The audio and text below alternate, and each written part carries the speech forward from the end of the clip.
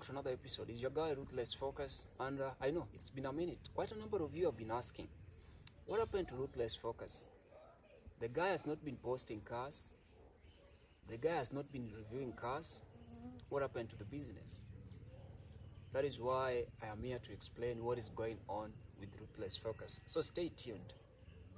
So 3 months ago, you will understand that our main business has been importation of cars on order for our clients from Japan. We've delivered quite a number of cars, and we can attest to that. And even you, if you've been following our journey, we started back this business back in 2019. That's when I resigned from my job and started focusing solely on this particular business. So 3 months ago, something that I did not foresee coming happened to my business. Also, I want you to understand that Ruthless Focus as a company or as a business was founded by me. There was no external capital injection in this particular business. There was no shareholding. There was no crowdfunding, which was done to actually put us out there. So it was a 1 month show. So 3 months ago, the challenge that came to Ruthless Focus was a challenge that we did not expect. You know, if you've been following our journey, we have been doing content in the Kenyan car industry. And for Ruthless Focus, the content that we've been doing is a type of content that did not sit well with quite a number of Kenyan car dealers. And I want you to understand where I'm coming from.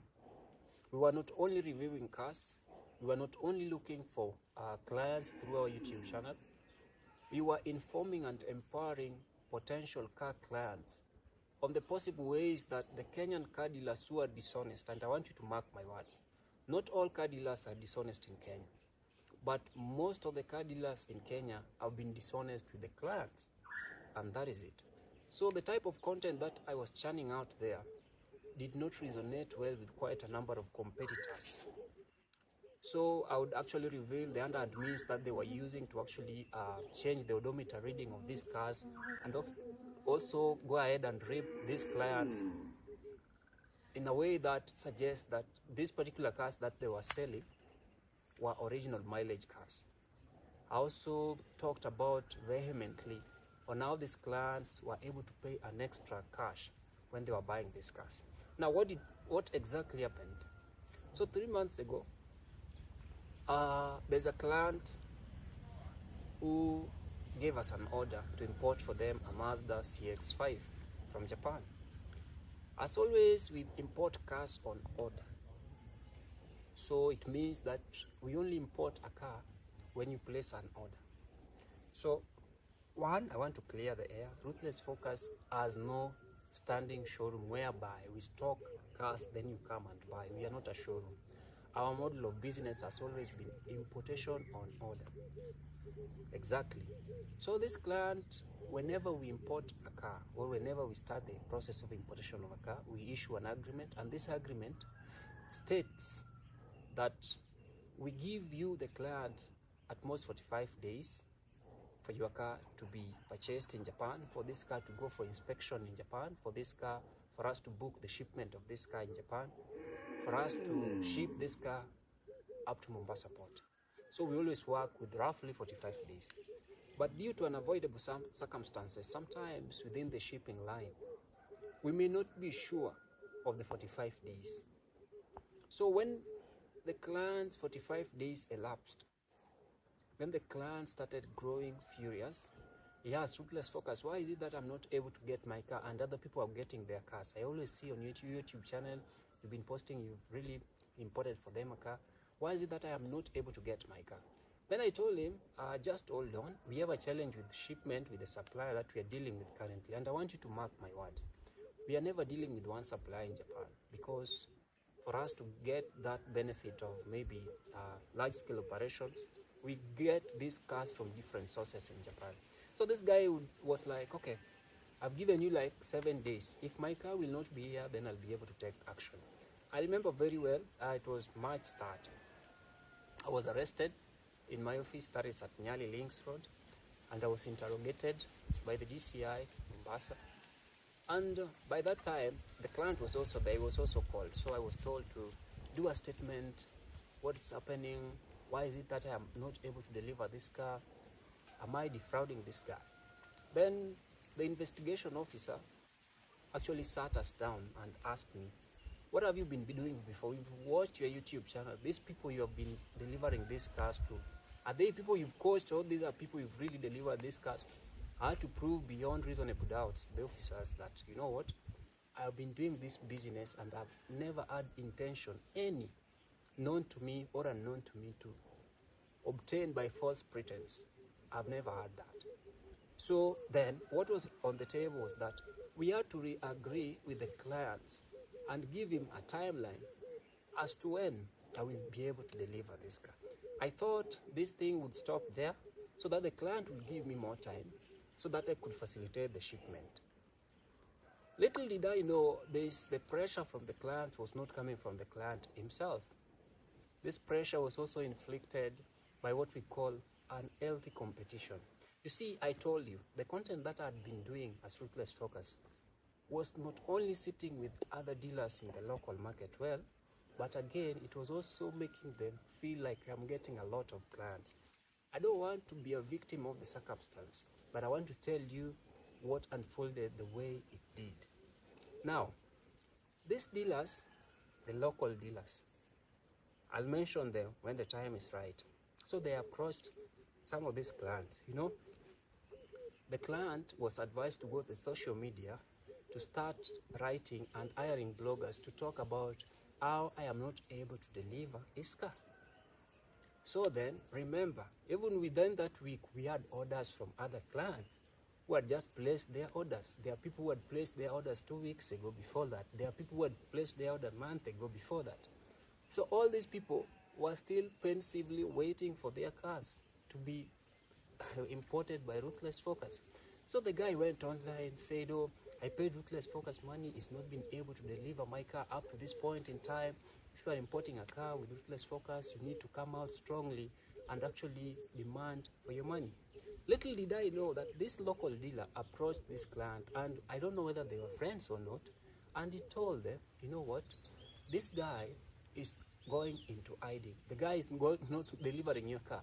I can help you actually track the supply of this guy in Japan so that we can be able to have your car shipped to you through me. So, here's the story. So the supplier, or the suppliers in quotes, did background check, found a supplier, actually 2 of them. Then they reached out to the supplier. He told the supplier that, you know what, Ruthless Focus is missing. And his clients have now entrusted us with the responsibility to import the orders that he placed with you to us. Then the suppliers reached out to me. Then they told me, do you know this guy? He reached out to me that you have now handed over, that you are running away. You've handed over the responsibility of importation of these cars to them. So then they are either demanding for their what? For their cars or their money. Then I was like, I am not running away. I'm just from the custody. I've been released. I've been cleared of these allegations that these guys are talking about. I want you to remember, as this conversation was going online, the clients who already placed an order with me, and even their time for the delivery had not hit the timeline, were on my neck, online. They kept calling me, Ruthless Focus, I want my money back. I've been told you are on the run, you're running away with money. This guy placed an order with you and he's not been able to get his car. So up to now, I don't want my car, I just want my money. I tried my best to actually salvage this situation. I had quite a number of calls with these clients. Then it dawned on me that these same local competitors went to these guys and promised them that they have talked to my suppliers and they had accepted that they can take on the responsibility of importing for them a car. Remember, when these guys were paying me money, none of them, not even one of them, paid 100% for the importation of these cars. We don't take 100% payment of the cars. Now, what followed was something that was actually orchestrated by this unhealthy competition. So they told these guys, if you think this guy is not going to give you your money, you have to use intimidation tactics to actually have this guy give you your money back so that you can come with your money, let us go and import for you the car.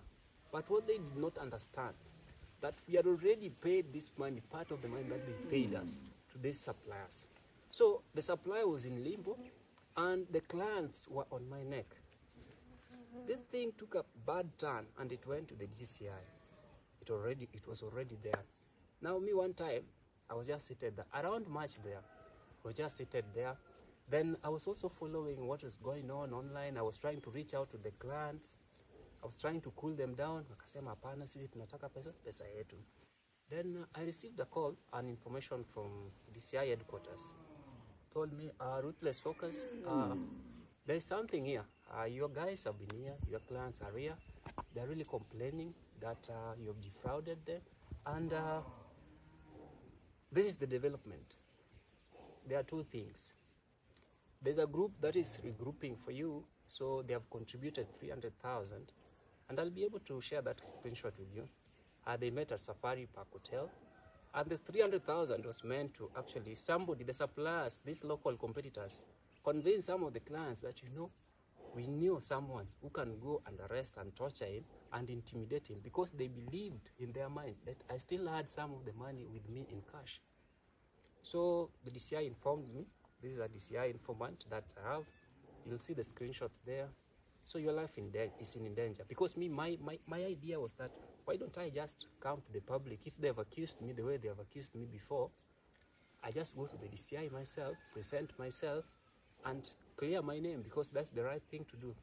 First, I don't deny that I had their money. Another thing, what they needed, even up to now, to understand is that I used their money to import their cars, pay partially for their cars. So this guy told me, you know what? The best thing for you now is not to show up at the DCI, because they are going to use some officers who are in the elimination squad to actually either torture you and take the money or kill you. And I was like, what matters the most? If I've admitted already that I have your money and I'm the one who's responsible and I'm willing to pay back this money, if we agree and when we shall agree, why is it then you're thinking about taking my life? I left the country. He told me, you know what, the best thing for you, just go under, look for a way that we can sort out this issue when you are not in the country, because these guys will come for you and it won't be easy. Then in my mind, I was like, our jamaa sijai kutana nao, so they want to eliminate me because they think I've stolen their money. So the best thing for me was just to leave, and I left. So remember, my files are with the DCI up to now. They are still there. So even if it were you, I just want to ask you, the person who is viewing this video, for you, you have good intention, but the person that you want to fulfill this good intention to does not have good intention. And you've been advised, not by an naysayer, but even mentioned, and I know the specific people that were mentioned. This and this, they met at this time and they contributed 300,000. These are the officers who have been given this particular money, and that is it. So I had to find out a way to get out of the country, and that is what I did. Not because I wanted to run away, but because my life was in danger, and that is it. That's the reality. Now, during my stay outside the country up to now, what I need you to understand, the person who is viewing this video, even the client himself, I was also looking at ways of sorting this mess out with the clients, even in my absence. How was this possible? So I approached even these people in authority, the person who was informing me about this issue, that why don't we then procure a law firm that is able to actually represent me and can reach out to the clients or can plead on my behalf, so that I can be guaranteed even safe entry back into the country as we sort out these clients. And I want you to remember that these guys, the clients, thought that I had their money stuck somewhere, maybe in their house or somewhere else, or I bought a property with their money. First, I've never defrauded anyone. I had never had an intention to do so. Another thing is that I've never been convicted nor arrested, except for March 2024. So we arranged that there would be a law firm that would represent me, go and plead on my behalf, so that if the clients can accept, then we can be on the table and sit there. During this time, I was reaching out to different suppliers who had our money in Japan to plead with them, and I'll attach screenshots here, to resell all the units that we had ordered with them for these clients so that they can refund us the money. And this information was not known to quite a number of the clients, because with them they thought we only had two suppliers that they reached out to. And just to take you the story back, there's a client who is also a lawyer, who happened to be a lawyer. We were importing for him a Suzuki Swift, a blue in color. We actually paid for that car, and is one of the people who was also in the front line in radicalizing our clients, these other clients, that Ruthless Focus is going to get lost with your money, so you have to take action. So he was fighting for representation of these clients, while at the same time he alikuwa na gari yake. He's a very vocal person on Twitter, and I hope one day he will get to say the truth of what transpired. So now I'm out there, I'm being told things are going on, venye zinaenda, so I should just relax and chill. The clients are hardening their stance. That one thing, that they want me arrested. And I was like, okay, being arrested is not the issue. But again, why do you want me eliminated? That's another thing. So when I was here, I was using one of the representatives from the authorities that was informing me of what was going on. And up to now, I can attest to the fact that this guy obtained quite a number of information that was very, very instrumental. Now, when it kicked to around the month of April, I pressed the guy and I told him through my law firm, why don't we also call all these clients and have even a Zoom call meeting with them so that we can actually agree on the way forward? But the reply was, this guy do not want any meeting to do with you. They have said you are very dishonest, and the only thing that they want is either you are dead or you are arrested. And that is it. So I want to ask you, the viewers who are watching this video, how then am I going to refund these guys if their options are only two? Either I'm arrested and I'm dead. And let nothing also cloud their thinking that maybe I took the money, used it for myself. I took the money and paid the money to the suppliers, and I have reference and I have what is called evidence of payment of these suppliers. So I really want to plead with them. Up to this point, I've personally I've reached out to the client lawyers, and I'll attach a screenshot for the same. I've reached out to the client lawyers. Nikamwambia, is there a way we can actually have, maybe your clients need this issue to be addressed so that we can sort it out? Because in my mind, I'm like, so these guys think that I've defrauded them. But in my mind, I'm like, if they give me the chance, even at that time, if they could have given me the chance to go and follow this money, refund everybody, or bring them their cars, I could have brought them their cars. But remember, there are people who went through our back, this competitor supply in the local market. He went there, took money from the clients. They started posting, oh, Ruthless Focus failed here, see how we have delivered. That is not the issue. The issue at hand, why I'm coming out now. I don't want to hide, because I should not be hiding if I am innocent. But the environment that is going to enable me deliver the promises to these clients is the environment that they are going to create on their own. Because it could have been easy. If you are guilty, you're being convicted, then you serve the sentence. And that is how it should be. And hata kama nabaki bila anything, I am ready to sort out this issue, but I must sort it out with the consent of the client. And the client must also understand that I did not use their money whatsoever in any underhand means. I did not. And the only way that they can get their money is giving me time to follow up this money with the suppliers and refund them this money. And I want to be very, very categorical that I really feel that most of them, if not all, people struggle to get the money that they gave me. And that's the reality. Some of them even went for loans. How could it be that within a short time, Ruthless Focus was delivering cars and there was nobody complaining? Then all of a sudden, things just went south for him. How? There was a catalyst. And one time, the truth will be revealed. So I am sitting here, I am doing this video with the intention to actually obtain an opportunity, because I know the clients are also viewing. Sijapotea na pesa zenyu, and that is the truth. Regardless of what people are saying online, I have seen quite a number of ridiculous posts, and I don't want to defend myself. Today, even I go, and if it is me, to go and pay those bloggers to write whatever they wrote about me, to pull it down, they will still do the same. So I'm not interested. What I'm interested in is sorting out my client, and I also want the clients to have the understanding. And to the viewers who are watching this video, I'm not doing this video to play a victim. I'm doing this video to let the whole world know that Ruthless Focus was not only, or is not only willing to actually sort out the mess that is ongoing, but I'm also willing to sit down with the clients and listen and let us agree on the way forward.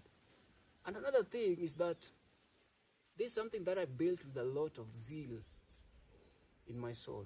I want this business to continue.